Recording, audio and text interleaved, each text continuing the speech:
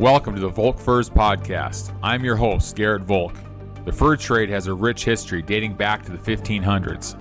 How has it survived, and what is the future?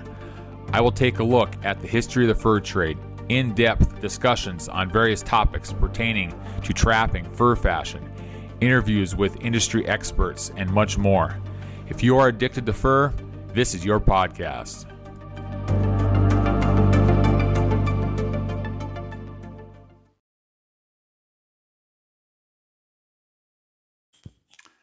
Hello, everybody. Welcome to the Volk Furs Podcast. I'm your host, Garrett Volk.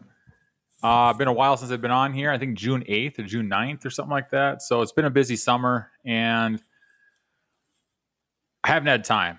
So I had a couple people lined up, just didn't work out. So I'm hoping with fall coming here and maybe everybody's getting into more of a groove with hunting and trapping and stuff like that. Maybe we'll get some more people on. So I think I might have a little bit more time. These long nights during the summer with the daylight up about 11 o'clock, I mean, you just can't get anything done. You're outside all the time. But anyway, enough with that. A couple things before I introduce our guest here. I will be at the North Dakota Fur Takers Rendezvous in Carrington. The 26th, I believe, is the date. I'll have a table there with some stuff. If anybody is going to that, look me up, and I'll have some hats there, probably maybe some skins and stuff like that. So I wasn't to Fur Takers last year, but I think I'm going to go this year. I'm also taking orders right now for hats and mittens and whatever you want for the winter. Now's a good time. I'm starting to get caught up with some things. I got a few bigger items left to do, but if you guys need anything or whatever, just give me a message or call me and get an order in before winter. So, got my Etsy page up there, and I've added a couple more things to look at. And there's a couple more items I'll be putting up here in the next couple of weeks. So, keep track of that. And if you need anything, let me know. So, there's my advertisement. Tonight we have Bryan Watson on the phone here. And Bryan Watson is the owner of Trapline Beard Oil Company. Is that correct, Bryan? Yep, it is. It's Trapline Beard Oil LLC. Trapline Beard Oil LLC. So welcome to the Volk Furs Podcast. Thank you for hopping on tonight. Yeah, I appreciate it. I'm happy to be here. So tell me a little bit about, you're a trapper, right? Yep. It's actually just been for the last few years I really got into it. I tried it when I was a kid, and my cousins wouldn't take me out, so I think they thought I was a nuisance back then. So what got you into trapping then? I mean, that's interesting. I mean, because it's kind of like me too, because I didn't probably get into trapping until I was probably, I'm going to say, in my 30s. I wasn't trapping when I was a kid, so it's probably been, I don't know, maybe 15 years or maybe 10, 12 years maybe. And I wasn't trapping, and I had a neighbor that kind of asked me, and I've always kind of liked to do it because we bird hunted and bow hunted and deer hunted and everything, but never trapped. But so how'd you get into it, or why'd you start trapping? Well, there's a couple reasons. I like to be outside, and I've always been a deer hunter and fisherman and bird hunter, and I take a guy deer hunting every year. He's a handicapped guy, and I have such a hard time just sitting anymore. I don't like to just sit in a blind or sit in a tree. I want to be out.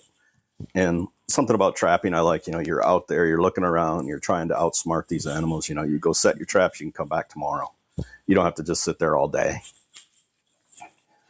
Yeah, I kind of find it right away when I started, it was fairly challenging. I mean, I didn't really catch a lot in my first year, I guess. In fact, the first year I caught something, it was a coyote, which that's usually what I was after at the time. And I thought that I had good spots and this and that, and they really didn't produce. And I didn't have a lot of traps out, but I was just learning. And my first coyote I got, I saw it from the road. I drove out there, and somebody shot it with a shotgun. They drove out there and shot it right in the stomach. And I'm nice. People. I'm like, how long has this been here for? And I think they got it that day. So I took it home, skinned it quick, saved the skin. It wasn't warm enough yet to where it was really going to slip outside. But I was hooked after I caught my first one. But yeah, it's challenging and it's fun. And I think, I don't think you ever know everything with trapping. I think there's always something new every year. Yeah, for sure. What kind of got me hooked too was my very first set and my very first night, I caught a coyote. Oh, wow. The very first set I did, I found a rock in this field and I'm like, I'm going to set at this rock. And the next morning I head over there and I got a large female in there. That they were probably just checking that rock out. That's one thing I found is that, you know, things that just look out of place, they see the same thing. And it seems like that's a good place to set. Now I get fooled a lot too, though, because there's places where I think are be great spots for a coyote to come by, and I never see a track. But you convince yourself that you better set there, you know. Yeah. Mm-hmm. So, do you when you catch do you put up your own fur and everything then when you do that, or? Yeah, I kind of started it on my own. I never had, like I said, I never had anybody to show me, so I just kind of practice and try something. If it doesn't work, I do it a little different next time. Yeah. And that's, I guess I did a lot of that, and now it's kind of like old hat after a while. You do so many animals after a while. It's just kind of like riding a bike almost. After the summer season, you get on and you're like, okay, now I know. Now I remember how I did it again. But what's your favorite animal to trap? I still like coyote. I think it's just fun. I've got a spot that I can trap here that I haven't caught any yet, but there's a lot of badgers there, down in Ryder. And, that's kind of a spot I want to get back to, even though, from mine out, it's quite a haul. Yeah. The first time I ever caught a badger, I did not know what was going on. I had to check at night because I worked late or whatever. I had to check at night. So it was like probably 8, 9 o'clock at night. I go out there and it looked like somebody took a tractor out there and dug a hole in the field. I mean, they just dug down he dug down probably a 2-3 foot deep all the way around a big circle. And anybody that's trapped badger, they know what I'm talking about. But that was the coolest thing. And they're kind of neat. I mean, they're really nice fur, and we got some really nice badger up here. I mean, sometimes you don't catch the really nice ones unless it's like an open winter or something like that, because the early ones they're kind of short and not the best. But yeah, badgers are really cool animals. There was one fall I caught one. Oh, it was probably the end of October, 1st November, and I was gonna let it go because it was kind of early, and I didn't have a catch pole at the time or nothing like that, and so I had this big plastic tote in the back of my pickup, and I'm like, okay, well, I've done this before with a fox. I put the tote over the fox and left the foot out underneath and just took the trap off. Well, this badger was really tame looking from about 25 feet away, and I'm like, it's pretty tame. My brother was with me, and I'm like, I think I'm going to try to release this because I don't really want to dispatch it, and maybe we'll catch it in a month or whatever. And I get up there and the thing just explodes at me and hisses and everything like that. And I'm like, I don't think I'm going to try this because I don't know. The pickup was a ways away, and I don't know if I could have ran fast enough. So I ended up dispatching them and taking them. It actually turned out to be an okay badger, but they're an interesting animal, that's for sure. Yeah, they are. So what got you going on the beard oil? I was growing a beard, and I'm like a lot of guys. You'll get dandruff in your beard when it's growing, and I kept noticing it on my shirt, and I'm like, I got to go to Walmart and find something. So I did some research and said, okay, I need to have oil, and then I started using it, and it worked, and I'm like, okay, this works good. And I was looking at the prices of all this stuff. I'm like, this stuff's outrageous. So what I'm going to do is just make my own. And I made my own, and my wife said, you should sell this because it's really nice. And so she's kind of the one that pushed me into selling. She doesn't know it, but, it's just something that she said it. And I was looking for a niche, and I'm like, nobody, specializes for trappers. So I thought, I'm going to do that, and so I started that, and I'll get somebody that asks me, can you do this? So, I just keep adding things to it every day. So what goes in? What's the ingredients of that type of stuff? Then I know nothing about that. So right, a lot of people don't. It's funny because when I was in Escanaba at the Nationals rendezvous there, nobody really understood it except for like younger people. A lot of the older guys would stop and talk to me, and they're like, "Nah, I'm never going to use anything." And you got to have some oils, and there's a couple good oils that I really like to use, which is like a jojoba oil and a castor oil, because what they do is they condition as well as they work the blood flow around the beard, and they help the beard grow. Oh, interesting. And yeah, and I mean, I learned all this stuff on my own. I just kind of like kept digging into it. So is beard hair the same as head hair? No, it's totally different.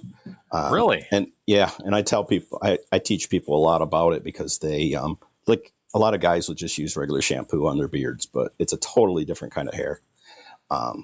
So you really want to use like a beard wash instead. Oh. And I do make it, but I don't tell people they have to buy my stuff. You can go to Walmart and buy a beard wash, but basically what it does is it has stuff that cleans and stuff that oils, and it really makes your beard soft. Huh.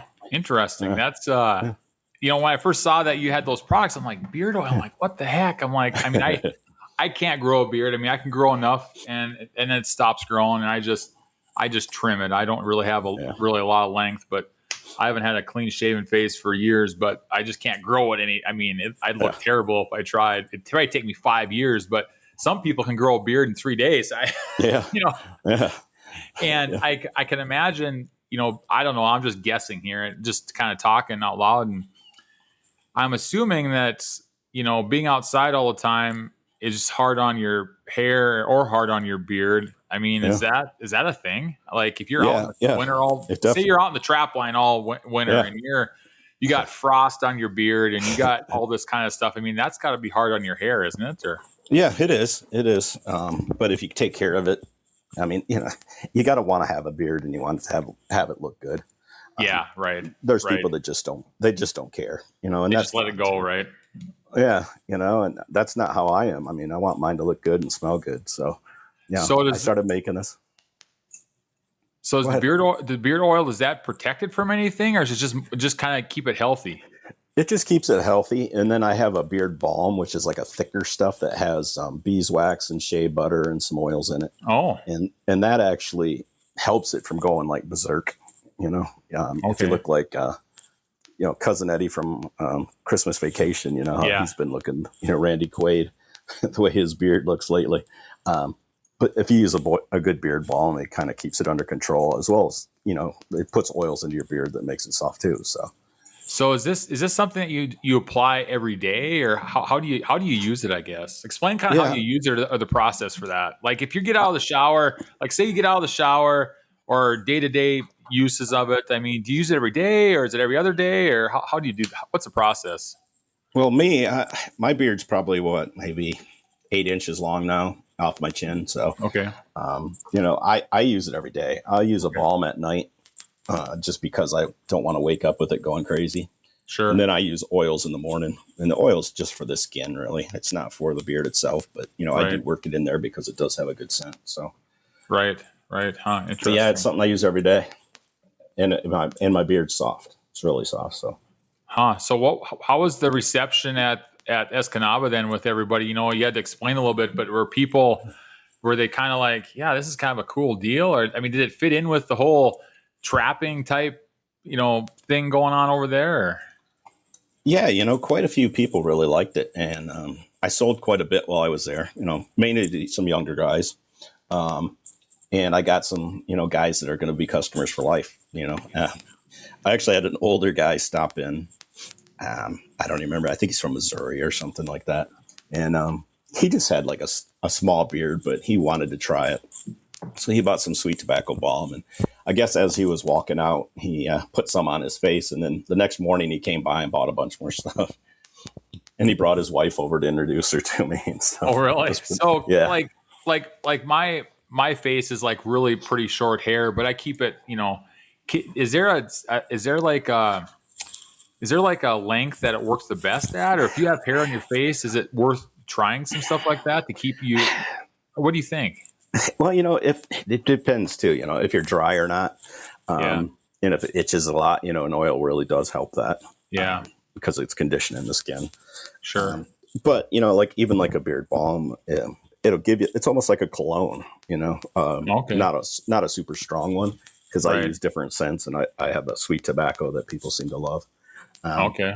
Yeah. So, it makes you smell good all day at least, and my wife has appreciated that. So can you put any type of a smell or scent in that then? I mean, anything that Yeah. you can put whatever you want in there basically. Yeah. Yeah. Everything I use is all natural.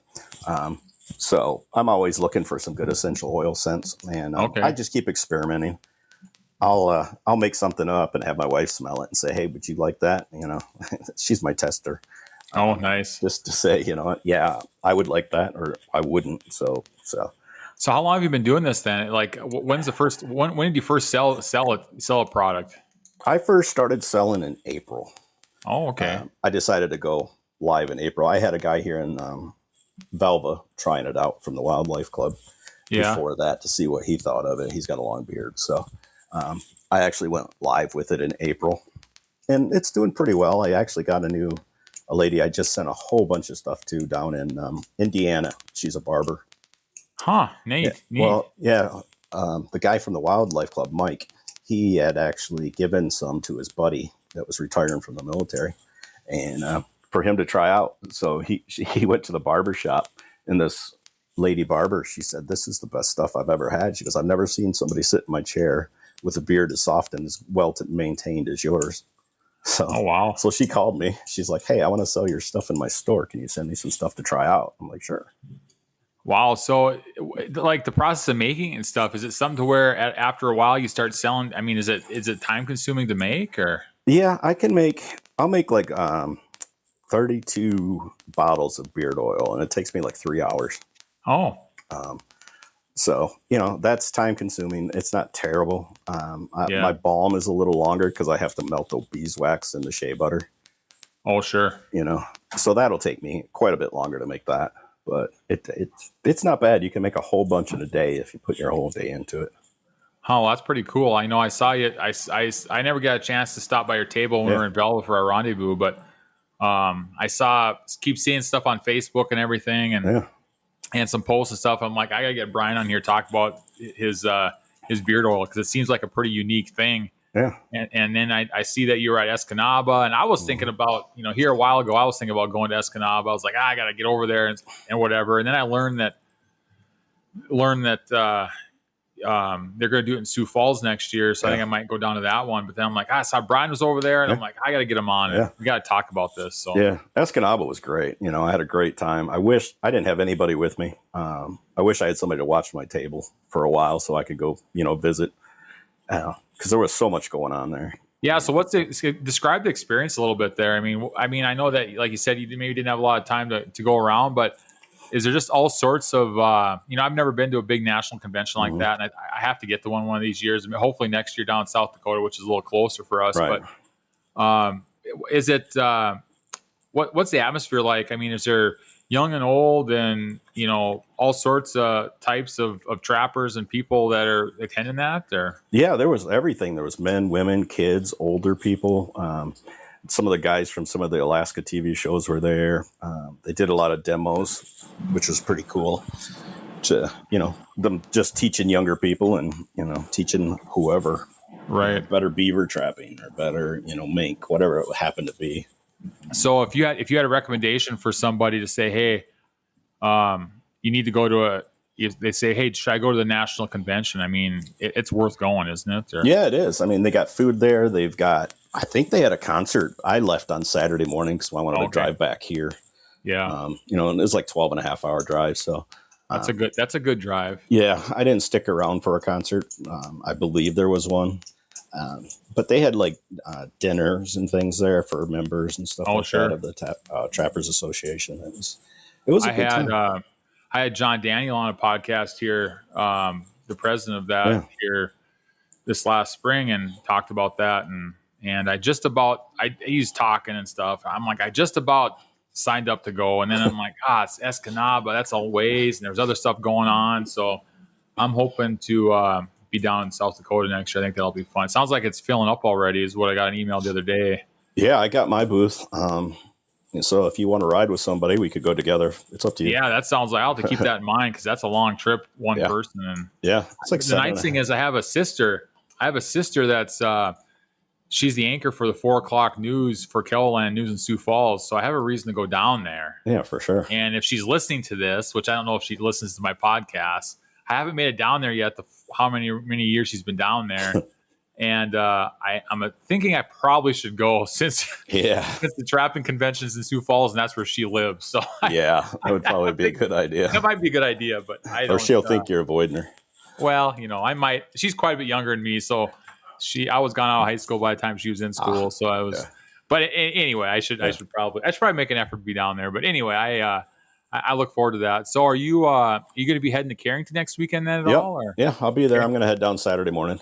Yeah, that's what I'm going to do too. It's a little bit farther for me. I usually leave about, I don't know, it's about over 3 hours for me. That's a long ways down there. Yeah, it is. And I don't want to go the night before. We got football games and kids got stuff. And I'm like, I suppose I'll leave at 4:30 so I can get down there in time. And that's a long drive, but it's worth it, I guess, to go and meet everybody again. And I figured you'd probably be down there, but I'm planning on heading down.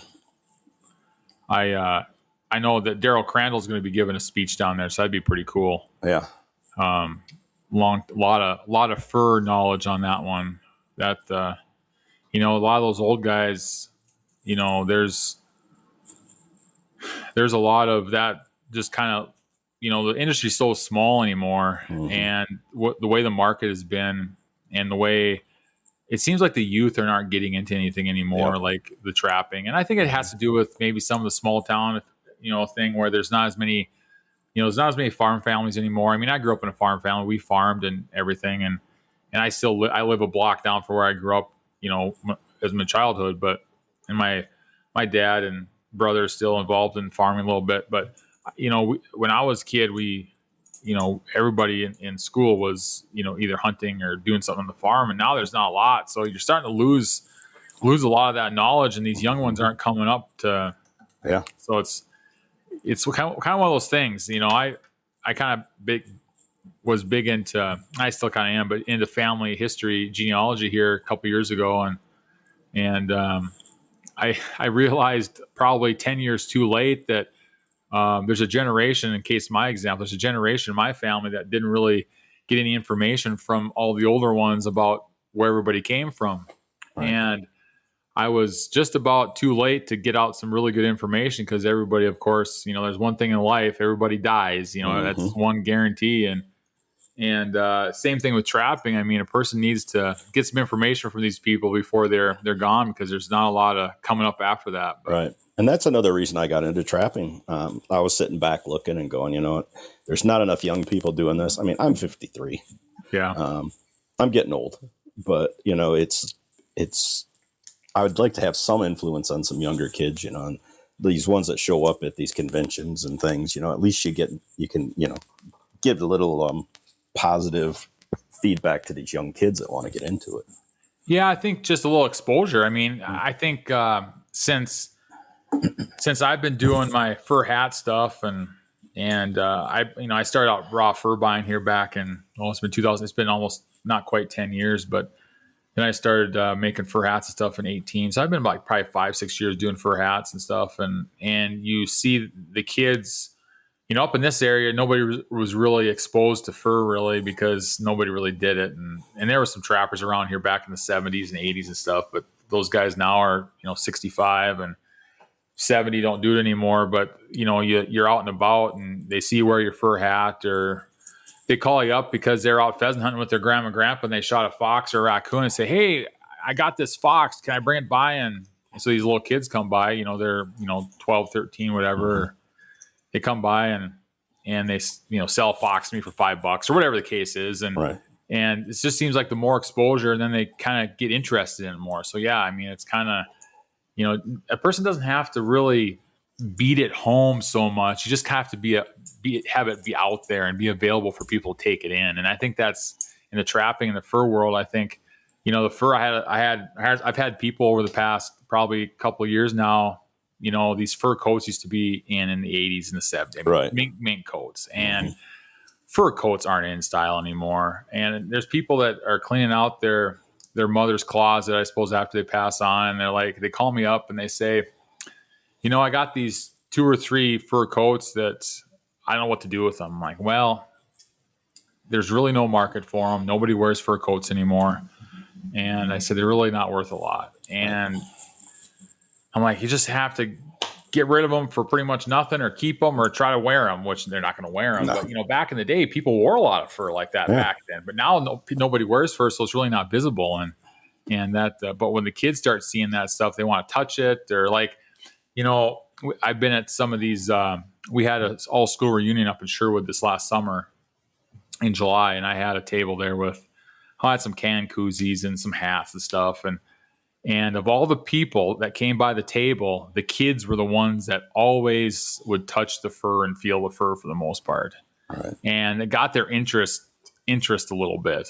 Now they might never be a trapper. They might never wear a fur hat or whatever, but you know, fur is pretty cool that way. I mean, it attracts people just to say they've touched it or seen it or something like that. And it's just good to have that out there, I guess. But Yep, for sure. So are you got big plans for trapping then this winter, or how much trapping do you get time to do then? Well, I work for the state. Okay. But I do get a lot of time, you know, by the time the day's done, I can get out and set. And I actually just picked up about 900 acres that I can trap not far out of Minot. So that's nice. That's going to kind of work out nice. Nobody's been trapping it, and it's got beaver, and it's got coyote, and it's got a lot of muskrat. So, nice. Yeah, that sounds like there's quite a bit of stuff there to go after. And that's a nice little, and that's the key too. I mean, if you can get in some stuff that isn't very far from home, and it's got a lot of different animals out there, you can probably catch stuff out there for quite a bit of the season. But have you tried snaring yet at all? Have you snared much? Or no, I've just done footholds. And conibear. I might get into that at one time. I'm kind of having fun with the footholds and the conibears right now. Yeah, we I almost I think my opinion is you need a really perfect winter to be efficient snaring, I think, because an open winter doesn't work the best, because you try to sit on trails, and you try to set in cattail sloughs sometimes, but there's lots of trails, and then some people use bait piles, and that works sometimes. Foothold trapping is really fun. I wish our Novembers were like 50 degrees in the daytime, 25 at night, dry, no rain. Yeah. That'd be like the best conditions, because, we when coyotes were really, really, really hot, we'd start trapping like the middle of October. Yeah. We'd start putting traps in there because it was nice trapping conditions, and then by the time deer season came around, we kind of pulled everything because coyotes were all over the place and people were running around, and you didn't really want your coyotes out in the traps. I mean, we didn't anyway, and if we caught them, and then all of a sudden the winter would come and you got the freeze and the thaw. And I mean, anybody that traps up here, everybody knows what that is. But yeah, it'd be nice to have a nice November for 1 year, Yeah, it'd be nice. But I don't do much conibear trapping. I try to do some box cubby for like raccoons and stuff like that. But what do you usually do? Like just for like beaver and muskrat, like water trapping for that, or? Yeah, pretty much. I just got all stocked up for this fall. So do you ever try any under ice beaver trapping in the winter? Or? No, but I want to. It just depends. I'm not a big fan of being out there at like 35 below chopping ice, but I hear you. That's why I really don't do it chopping ice. I've never really got into beaver. We got the Mouse River up here too, but it goes west of Sherwood about 15 miles. But there's some beaver on there, but there's not a whole lot, and then the amount of work to go in and trap a couple of beaver, it's kind of like maybe I'll do it in the spring when they're floating or whatever. Springtime. That'd probably be a good time. I wonder how the muskrats are going to be, because there's not a lot of water down my Minot either, is there? I mean, no, not a lot, but I mean, we're really dry up here. We're only 65 miles away, but it's really dry up here. Yeah, I went and looked at this land that I got permission to trap, and the river that runs through it is so low right now. I'm not sure if the muskrat have moved along or what they're doing. We had those dry years. So it's been probably 10 years ago now. It was so dry. And then the muskrats, I mean, there was not a muskrat. And in fact, there'd be muskrats coming into town looking for water that were like right on the edge of town where all the water would dry up in the sloughs. And And I don't know. I mean, there hasn't really been many muskrat up here for many years, and we don't really have that potholey type. I mean, you get around Minot, maybe south and east and south and west. I mean, you get a lot more potholey type, Yeah. muskrat areas, I guess. But I never. That's one of the things I never. Most people when I talk to them, I said, "How do you get into trapping?" Oh, we started trapping muskrats. I'm like, well, that's one thing I never had the opportunity to start trapping muskrats when I was younger. Just because there was none up here, and I think people tried to, but I cut my teeth on coyotes, which is super frustrating. But yeah, I'm probably going to do a lot of raccoon this year too. Oh, nice. Yeah, raccoon are nice. Yeah. There's a lot of cornfield here, and nobody's been after the coon out of that place. So, there's going to be a lot of coon out there, I bet. Yeah. So I'll probably use some dog proofs and other things and see what happens. Dog proofs. I've used dog proofs for quite a few years, and I kind of like them. I mean. We have had, which is interesting. My brother and I don't think I have. He had a couple, but you think you wouldn't think that those raccoon. It must have been some big raccoon, but we've had some dog proofs been pulled out of the ground before by raccoons. Really? Yeah, and I just don't know how. The ground must have been pretty soft, but they're really nice because you can set those things around farmyards, and you don't have to really worry about anything getting in there. Yeah. Nobody's pets. Yeah, I really don't want to go up to somebody's yard and say, God, your cat's out here. I get pretty careful around trapping other farms and stuff, but they got to go because those raccoons, they just cause too many problems. Sometimes you get too many of them, but yeah. And they got a nice fur. So, they're really nice. As far as making hats and stuff with them or pillows or fur. I mean, raccoon is really nice and it's nice and heavy, especially up here. It's long and it's really warm, and it's really soft. They don't look soft when you put them up, but they get to be really soft when they get tanned. And raccoons are really nice. I mean, we kind of had a raccoon shortage up here because there's areas where we deer hunt that we'd usually have, quite a few raccoons go by on our camera every fall the last couple of years, and there must have been some disease come through or something because we didn't see raccoons for a couple of years there. We'd see like 20 or 30 come through a night, and now you hardly see any. But they're really fun to catch because you almost can for sure catch one the first night you set in a raccoon area. Yep, for sure. And the kids like to see that right away. Instant success. That's what the kids like. But yeah. Well, I told all my kids and the stuff they're all going to get raccoon skin caps for Christmas. So. Oh, nice. That's I just made a raccoon skin hat last night with a big longest tail ever on it, and it's kind of neat. I mean, you get the nice tails on those hats, or it's really it kind of people look at you like, geez, you're wearing a fur hat with a tail on the back. I'm like, yeah, I know it's not my favorite type of hat, but it's kind of traditional. It's kind of traditional. I might wear it a little bit this winter. I don't know. We'll see. We'll see how I feel. I'm okay with wearing my other normal hats, but with a hat with a tail on it, sometimes people look at you a little bit. But I guess that's kind of why we're here doing it. So there was a guy in Escanaba that had a skunk hat, and he actually had it done with the tail sticking straight up in the back. Oh, really? Yeah. He just walked around proud as peaches. That's interesting. I've never seen that before. Yeah, the tail was straight up, like he's getting ready to spray. Oh, really? Yeah. That's neat. Yeah. That's an idea for the future. I like that one. Yeah. I'm like, I'm not going to walk behind him just in case. Well, Bryan, thanks for coming on. Yeah, I appreciate it. It's fun. Talk about this beard oil. I mean, that's interesting, and talk a little trapping. I hope you have success with this. And I appreciate that. And one other thing, I did want to mention this, and we'll get to this quick. Mm-hmm. I saw that there's certain times or you're doing something where you're donating $1 of your sales to a charity of a customer's choice. Can you talk about that a little bit? Yeah, all the time. Anytime I sell anything, I donate $1 of each thing that they buy. I try to get people to tell me where they want it to go, and if they don't tell me, I just pick a spot. I've got like a Wounded Heroes project I'm working on down in Kentucky. So basically, when somebody buys something, they can go in and type in the comment section where they want it to go.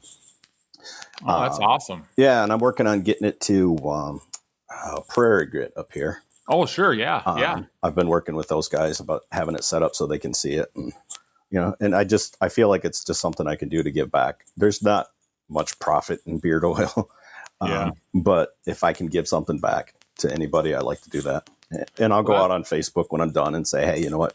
Money went this month to, whatever. That's a really good idea. I never really thought of something like that. I mean, that is because you always want to give back to something like that.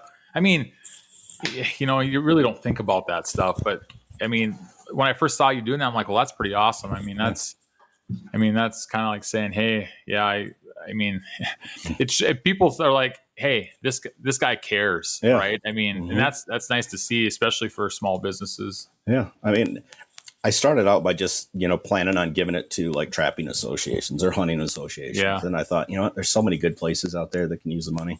Yep. Right. And, if something means something to somebody, I want to be able to, send it there.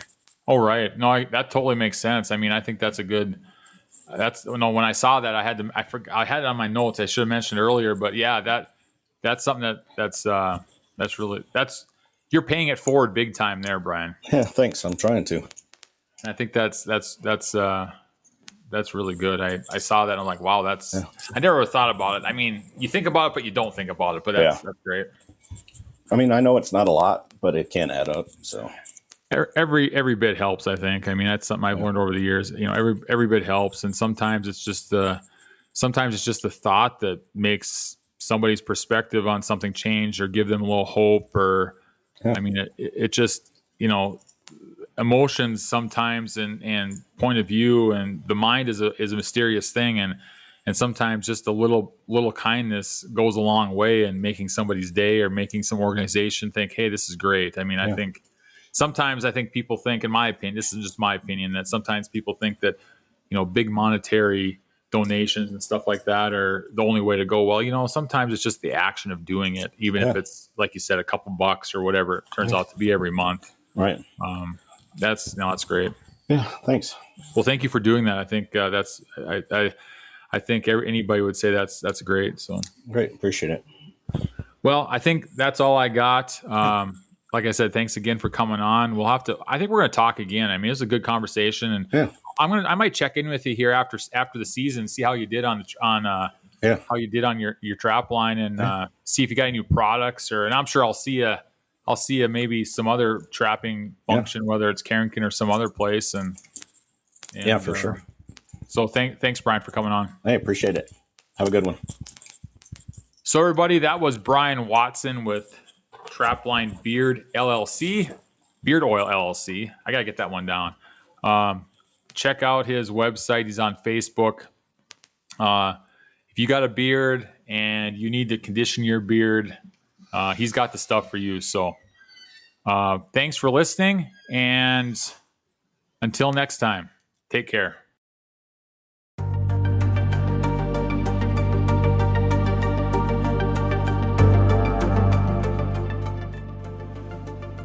Thank you, everybody, for listening to the most recent episode of the Volkfurs podcast. If you have any questions or comments, suggestions, please email me at info@volkfurs.com. You can find us on Instagram and Facebook, or you can contact me via my website at volkfurs.com.